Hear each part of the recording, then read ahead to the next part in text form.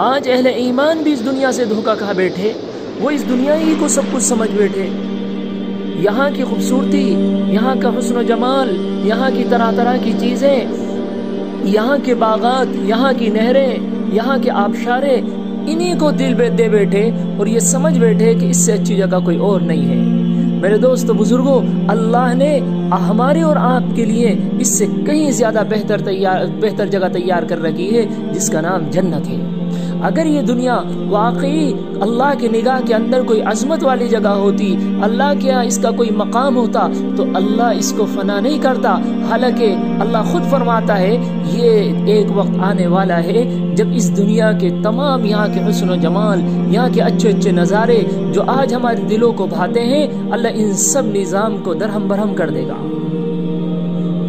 اس لیے میرے دوستو بزرگوں، اصل جو دل لگانا ہے وہ اس زندگی سے دل لگاؤ، وہ اس گھر سے دل لگاؤ جو اللہ نے اہل ایمان کے لیے تیار کر رکھا ہے، اور جس کی خوبصورتی، جس کے مناظر اللہ نے اس کا کچھ نقشہ قرآن کریم میں کھینچا ہے، لیکن آج ایمان والے اس کی طرف توجہ نہیں کرتے۔ یہی وجہ ہے جب وہ چیز سامنے نہیں ہے تو انسان کے نزدیک سب کچھ یہی ہے۔ آئیے میں قرآن کریم کی چند آیتیں پیش کرتا ہوں، اس سے پہلے ایک بات آپ کو سمجھا دیتا ہوں، ایک مثال دے دینا چاہتا ہوں۔ کوئی بندہ کسی علاقے میں گیا، کسی شہر میں گیا، اس نے کئی خوبصورت حسین نظارے وہاں کے دیکھے، خوبصورت مناظر وہاں کے دیکھے، وہ آ کر اپنے دوست سے اس بات کو شیئر کرتا ہے۔ وہ دوست جو وہاں کی تصاویر دیکھتا ہے، وہاں کی وہ جو خوبصورتی کا تذکرہ سنتا ہے، اس کے دل کے اندر ایک تمنا ہوتی ہے، چاہت ہوتی ہے میں وہاں دیکھوں اس جگہ کو، اور پھر اس کی کوشش کرتا ہے اور موقع لگتا ہے تو وہاں جاتا ہے۔ صرف سننے پر اس کا اشتیاق بڑھ جاتا ہے۔ تو میرے دوستو بزرگوں، جب اللہ کا قرآن ہم سنیں گے، کیوں نہیں اس جنت کا اشتیاق ہمارے دل میں پیدا ہوگا، لیکن ہم نے سننا چھوڑ دیا، ان کے تذکروں سے آج ہم غافل ہو گئے۔ اللہ تعالیٰ قرآن کریم میں ارشاد فرماتا ہے، یا عبادی لا خوف علیکم اليوم ولا انتم تحزنون، جس دن ان سے کہا جائے گا میرے بندوں سے، آج تم پر نہ کوئی خوف طاری ہوگا، نہ تم غمگین ہوگے۔ الذین آمنوا بآیاتنا وکانوا مسلمین، اے میرے وہ بندو جو میری آیتوں پر ایمان لائے تھے اور فرما بردار بن کر زندگی گزاری تھی، ان کو آج یہ صلہ دیا جا رہا ہے کہ ادخلوا الجنت انتم وازواجکم تحبرون، تم بھی اور تمہاری بیویاں بھی خوشی سے چمکتے چہروں کے ساتھ جنت میں داخل ہو جاؤ۔ یہ وہ باغات ہیں جن کا تذکرہ اللہ فرما رہا ہے، یطاف علیہم بصحاف من ذہب واکواب، ان کے آگے سونے کے پیالے گلاس کی گردش میں لائے جائیں گے، پینے پلانے کا ماحول ہوگا۔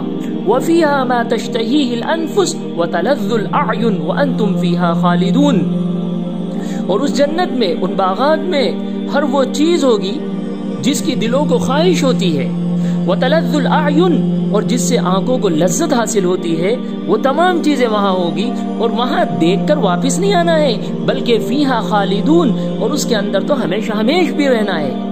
اور یہ کیا ہے؟ وَتِلْكَ الْجَنَّةُ الَّتِي أُورِثْتُمُوهَا بِمَا كُنْتُمْ تَعْمَلُونَ، یہ وہ جنت ہے جس کا تمہیں اپنے اعمال کے وجہ سے اللہ نے وارث بنایا ہے۔ گویا کہ وہاں واپس نہیں آنا ہے، وہاں ہمیشہ ہمیش رہنا ہے، اللہ اس کو تمہارا نام کر دے گا، تم اس کے وارث بن جاؤ گے۔ لَكُمْ فِيهَا فَاكِهَةٌ كَثِيرَةٌ مِّنْهَا تَأْكُلُونَ، اس میں تمہارے لیے خوب افراد کے ساتھ میوے ہیں جس میں سے تم کھاؤ گے۔ یہ قرآن کریم کا تذکرہ ہے، آپ دیکھیے کیا اس کی خوبصورتی ہے، کیا اس کا انداز بیاں ہے۔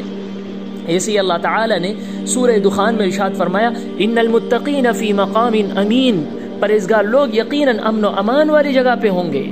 یہ امن والی جگہ، یہ سب سے بڑی چیز ہوتی ہے۔ فی جنات وعیون، باغات میں، چشموں میں ہوں گے۔ ایسے باغات ہیں، وہاں چشمے ہیں۔ یلبسون من سندس واستبرق متقابلین، اور جو لباس زیب تن کیے ہوں گے اہل ایمان، وہ بہت قیمتی لباس ہوگا۔ اس کو اللہ تعالیٰ دنیا کے لباس سے کچھ سمجھانے کے لیے تشبیہ دے رہا ہے، ورنہ جنت کی نعمتوں کی تشبیہ دنیا کی کسی چیز سے یہ جوڑ ہی نہیں ہے، لیکن چونکہ بندہ سمجھ نہیں پائے گا اس لیے بندے کو سمجھانے کے لیے دنیا کی چیز سے اس کی مثال دی جا رہی ہے، ورنہ آخرت کا لباس، آخرت کی چیزیں، اس کا تو کوئی مثال ہی نہیں دنیا کے اندر۔ تو فرمایا یلبسون من سندس، وہ آمنے سامنے بیٹھے ہوئے سندس اور استبرق کا لباس پہنے ہوں گے۔ یہ دو سندس اور استبرق کیا ہے؟ یہ ریشمی کپڑے ہیں۔ سندس ایک باریک لباس ہوتا ہے اور استبرق یہ دبیز ہوتا ہے، لیکن جنت کا سندس اور استبرق یہ دنیا کی طرح نہیں ہوگا، بلکہ وہاں کا تو کہنا ہی کچھ ہوگا۔ کذالک وزوجناہم بحور عین، ان کے ساتھ یہی معاملہ ہوگا اور ہم بڑی بڑی آنکھوں والی حوروں کے ساتھ ان کا بیاہ کریں گے۔ یدعون فیہا بکل فاکہۃ آمینین، وہاں بڑے اطمینان سے ہر قسم کے میوے منگوائے جائیں گے، وہ میووں کو تناول کریں گے۔ لا یذوقون فیہا الموت الا الموتۃ الاولی ووقاہم عذاب الجحیم، جو موت ان کو پہلے آ چکی تھی اس کے علاوہ وہاں کسی اور موت کا مزہ نہیں چکیں گے، اور اللہ انہیں دوزخ کے عذاب سے بھی محفوظ رکھے گا۔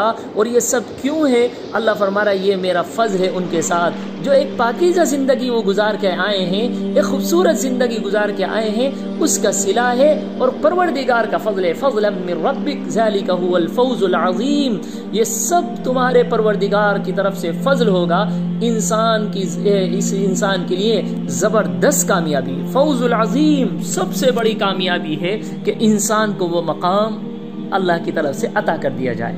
تو آپ دیکھیے کیا اس کی کوئی جو تذکرہ اللہ تعالی یہاں فرماتا ہے، کیا دنیا کے اندر ایسا کوئی چیز ہے؟ دنیا کی ہم جن چیزوں کو چونکہ ہم آنکھوں سے دیکھ رہے ہیں، اسی لیے دنیا کی چیزوں ہی کو ہم سب کچھ سمجھ بیٹھے ہیں، ورنہ در حقیقتاً میرے دوستو بزرگو اللہ نے جو چیز تیار کر رکھی ہے اس کا تو کیا کہنا۔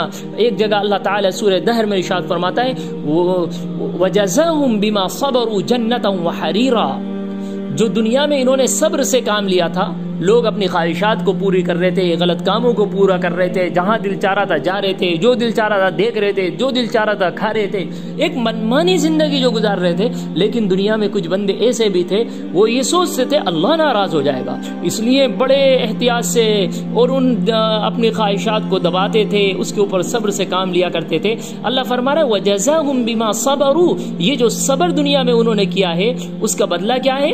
فرمایا اس کا بدلہ یہ ہے کہ جنت وحریرا، انہیں جنت اور ریشمی لباس عطا کیا جائے گا۔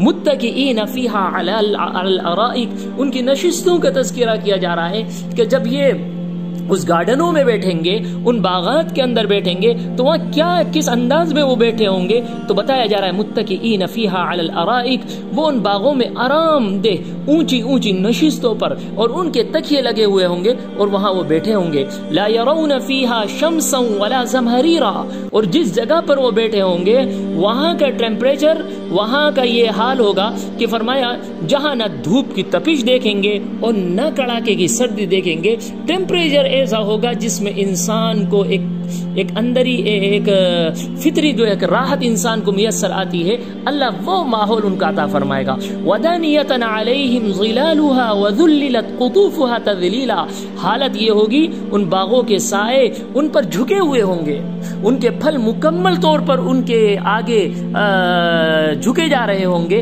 اور وہ اس سے توڑ توڑ کر تناول کیے جائیں گے۔